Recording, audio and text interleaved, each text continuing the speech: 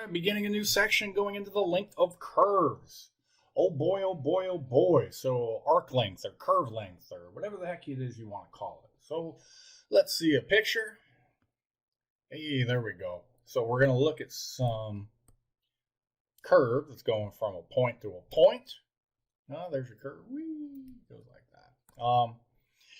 And we want to come up with a formula that's going to give us the length of that curve. So what we'll do is sums are coming. Oh boy, sums are coming. But we're just going to look at this section here. Okay? Between some x sub k minus 1 and some x sub k. Where, of course, our difference is that delta x stuff, right? And beautifully, it shows you that, well, we can approximate that curve just by using the Pythagorean theorem. So we could see that whatever our change in x is, if we square it up and we add it to the change in, and let's leave the change in y to be just something positive, the absolute value, and then we're going to square that up, and that's got to be equal to the length squared.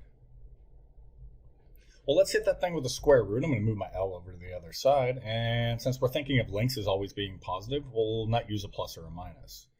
So we have delta x squared plus the absolute value of delta y squared. But again, that's got to be positive, huh? Okay. Cool. Cool. I think we're getting somewhere. But if we were to do this, there's more than just one freaking curve, huh? There's more than one curve. And I should be using a sub k in here. Sorry. I'm sorry. I know that you were really just screaming about it. You're like, no, it's the change in y just for some k. Because really what we got, I'm going to bring this down as we move on, is this one particular point. You remember that x sub star stuff and some x sub star k? That means it's any point in between x sub k minus 1 and x sub k. That's what that little star means. It's any partition, any point in between x sub k minus 1 and x sub k. So we're just calling it some sort of, I don't know, some sort of x in between x sub k minus 1 and x sub k. So we're going to use the mean value theorem here. Well, hold on, I forgot to do something. That's not the, oops, I should be using that. That's the length of one particular one, but we're going to add up all of them. And we're going to go from k equals 1 up to n of the sum of delta x all squared plus the absolute value of delta y sub k squared. And we know those rules. We can take the limit as x goes towards infinity and all that towards, or n goes towards infinity, and we'll be able to get the integral of it. So why we're looking at this little mean value theorem is we're saying that, well, if you have some sort of curve, I know we have to go back to Calc 1 for a second. Oh my gosh, it's like things build upon each other. We know that there is some point in between x sub k minus 1 and x sub k such that the slope of the tangent line is equal to the slope of the secant line. Huh. Fascinating, huh? Fascinating. So we know that this is going to work out just fine by using that slope of the secant line, which is what all of this crap is. I mean, that's what it's doing. It's talking about the secant line, not the tangent line. So we can get a nice approximation. That's why I got to use those little squigglies. Now we're going to do a little bit of algebra. We'll leave that alone. And I want to factor out a delta x squared.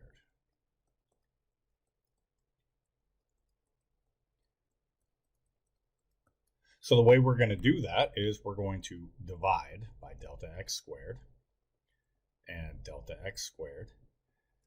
And then that brings out our delta x. Because what's the square root of something squared? Just the positive value. And we already know that delta x is positive, so we don't have to worry about a plus or a minus. But what is the result of this is we end up with the sum from k equals 1 to n of the square root of 1 plus delta y sub k over delta x squared. Oops, I don't need to put the square on there yet. Let's just use a big old Ah, there we go. Delta x. Beautiful. We're about there. We're about there. But why did I choose the mean value theorem? Why are we looking at this thing off to the side? Because it's saying that the slope of this line is delta y sub k over delta x. That's right here.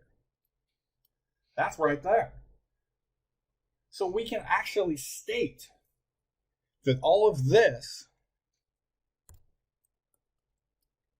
is equal to the sum from k equals 1 to n of the square root of 1 plus, that's f prime of x star k squared delta x. And now we can actually say that that length is equal to, not approximately equal to, but equal to, as long as we take the limit as n tends towards infinity of our sum of k equals 1 on up to n of the square root of 1 plus f prime of x sub k star all squared delta x, which will result in